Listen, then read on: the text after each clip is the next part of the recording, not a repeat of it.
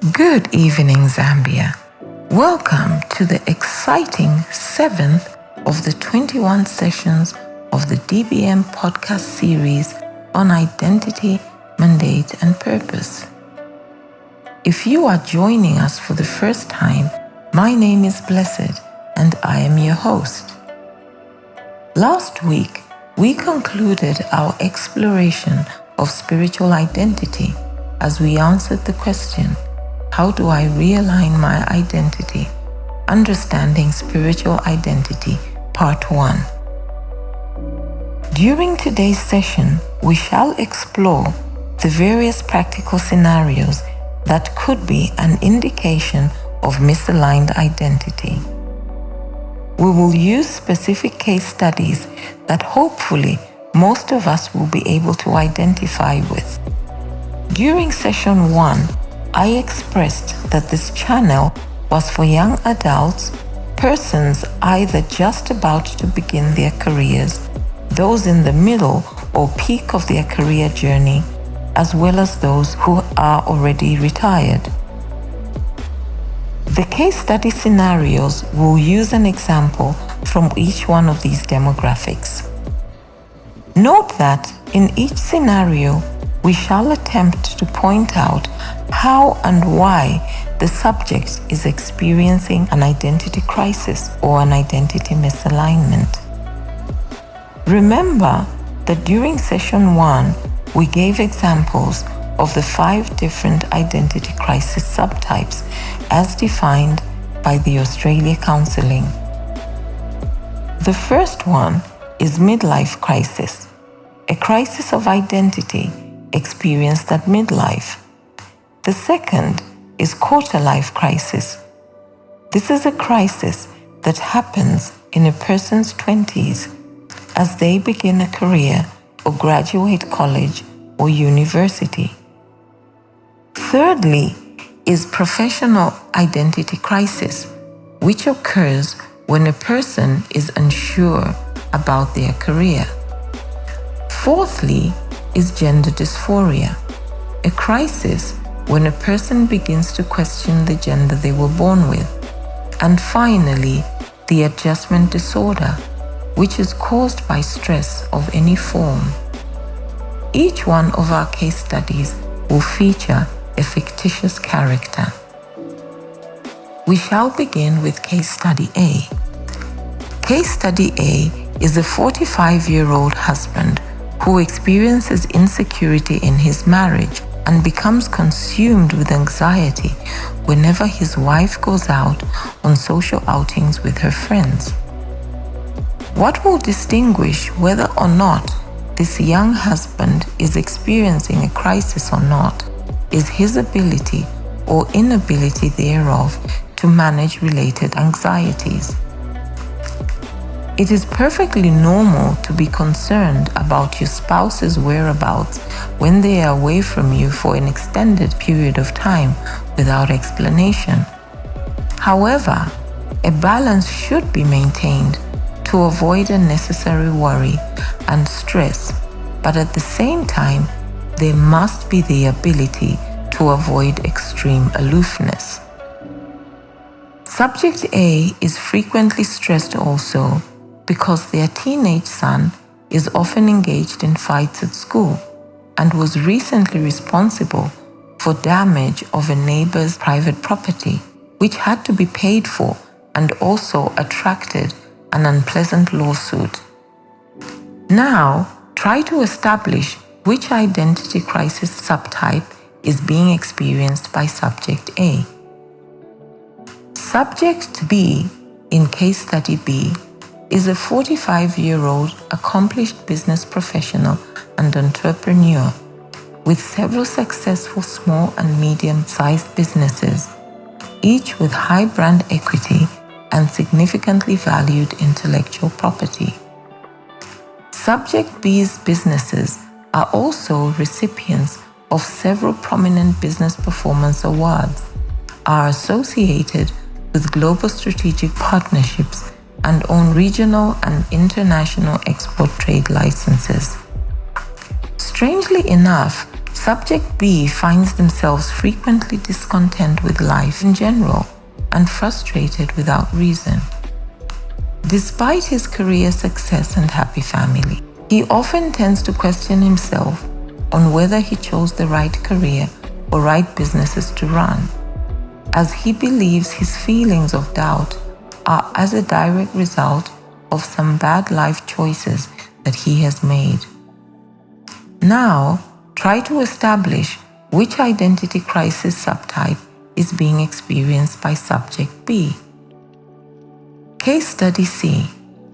Subject C is a 21-year-old who has recently qualified for university and is faced with the challenge of choosing between the option of being a third-generation lawyer, as expected by his parents, and training to become an artist or an architect, which is his passion. Many young people like Subject C come together. They share their challenges and discuss among themselves, debating on whether to please their parents or to follow their dreams. Now, try to establish which identity crisis subtype is being experienced by Subject C and his peers.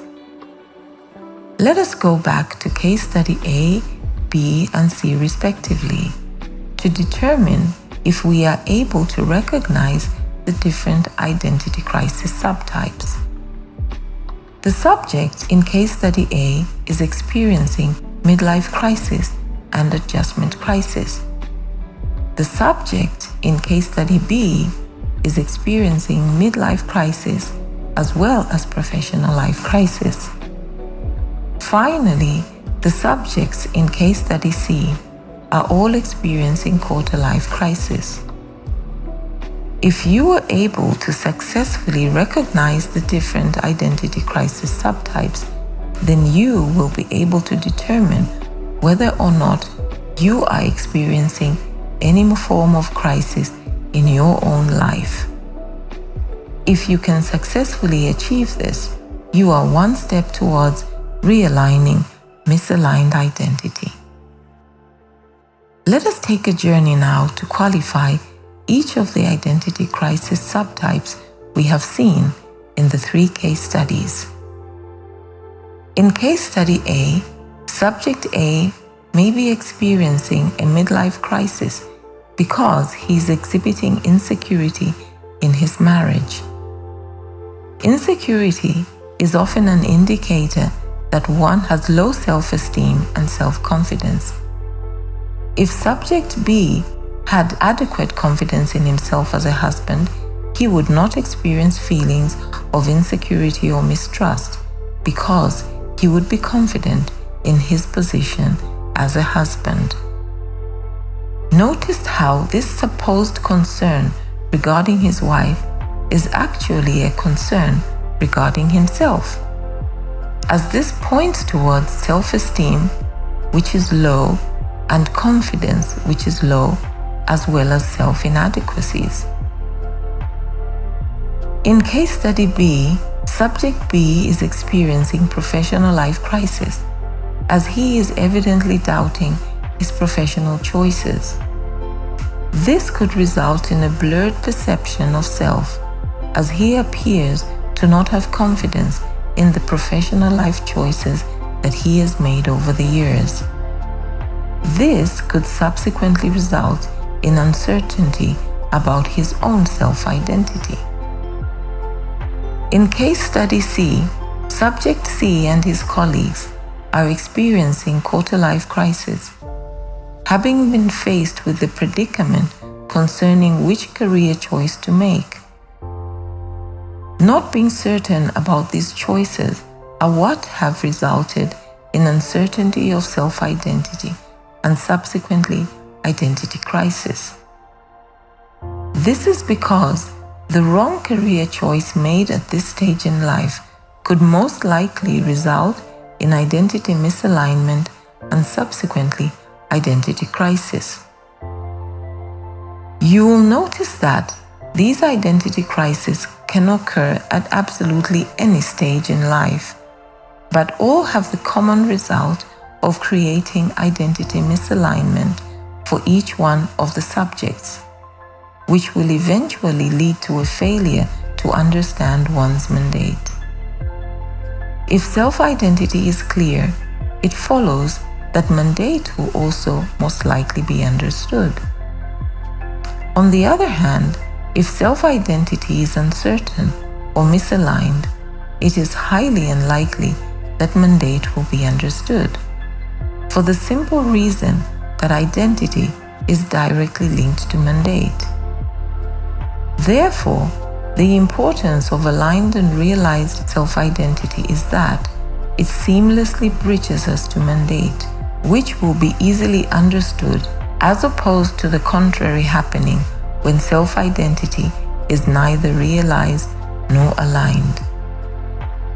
We can see from this illustration that realization of self-identity and alignment of self-identity are two distinct facets. Realization is to become aware of, while alignment is to be in line with. One can have realization of self-identity without alignment, which means that one can become aware of self-identity, whether it is aligned with one's true identity or not, while one cannot realign identity without having realized it. This is like changing something that you are not aware of. However, this realignment may in some cases be unconsciously realigned, but this happens in very rare circumstances. Therefore, it follows that the first step to self-identity is that one must first realize one's current state of self-identity and determine whether or not it is one's true identity. This can be based on our previous discussions on self-identity qualification at a physical as well as a spiritual level.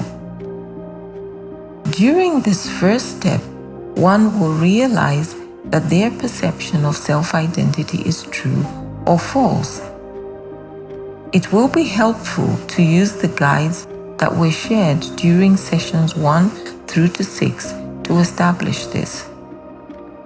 Step 2 is to realign self-identity in the event that the realized identity is false or misaligned. Having realigned self-identity into true identity, one will then have realized one's true identity. One's realized true identity should not be wrongly influenced by society's expectations, but rather by one's own self-expectations and who God considers you to be. Because there is a predestined identity of you, this is the self-identity that ought to be realized. This is because this is the self-identity that is linked to your mandate and subsequently to your life purpose. Therein lies the significance of realizing true self-identity.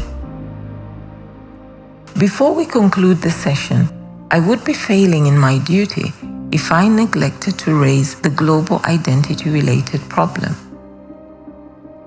Most people in Zambia, and indeed the world over, struggle with self-identity issues, not only because of self-stimulated reasons like the ones we looked at during session 1, such as self-doubt, low self-esteem, and self-condemnation, but also because of society's fabricated perceptions. I will give a few simple examples of what I'm trying to explain. The first example is, a young female adult finds herself in a situation where she gets married to someone with whom she did not anticipate would not be compatible with her, and eventually finds herself young, divorced, and responsible for caring for 3 young children.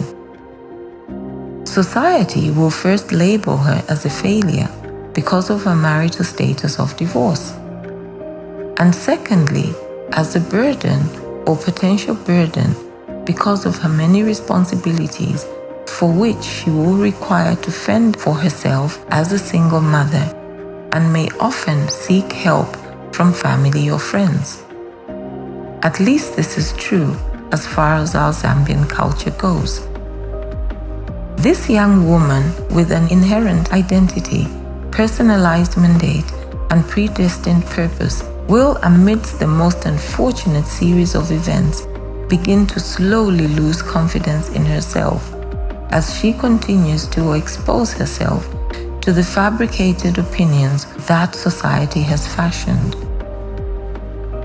The more she listens to the stereotyped definition of her, the more she believes that this ill-informed and judgmental definition of her is true. This, unfortunately, both informs as well as validates her subsequent perception of herself.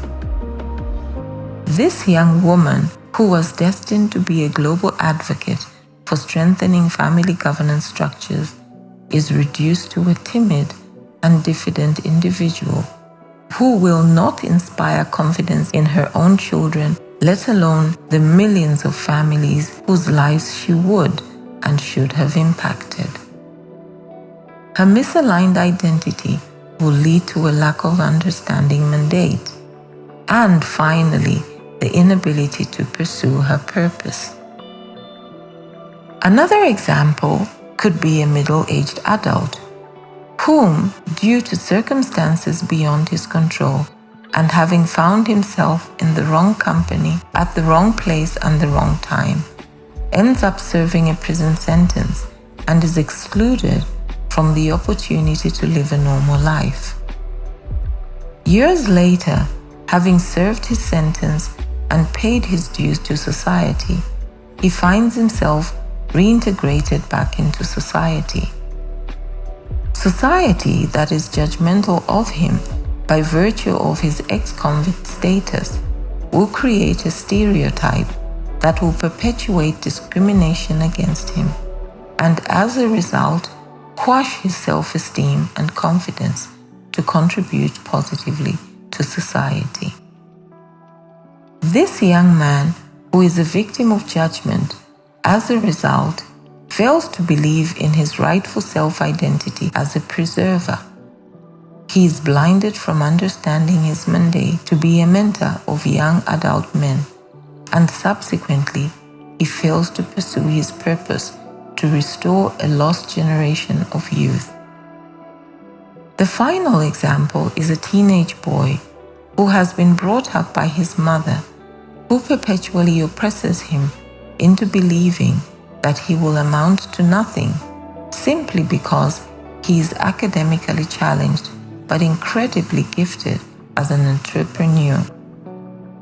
The teenager's parents consistently and persistently probe him for him to excel in school. They finally break him by reducing him to mental incapacity. This teenager misses his predestined purpose because of a misconception of self-identity, as subsequently his purpose to empower economically and to sustain youths through entrepreneurship is quashed. We see how, in all three examples, the victim's self-identity was influenced negatively based on what they heard people say about them. Many people have developed and believed self-identities based on other people's or society's perception of them, albeit they are inaccurate. This is because sometimes the world creates stereotypes to define individuals based on a specific criteria that these individuals meet. Checking boxes to meet a criteria is not always the best way to psychoanalyze, particularly a human being, because of its complexity and spiritual intricacy, which cannot be limited to a box. An individual's past mistakes, mishaps, or misfortunes do not shape that individual, but rather that individual's inherent design and experiences inform the predetermined identity of that individual.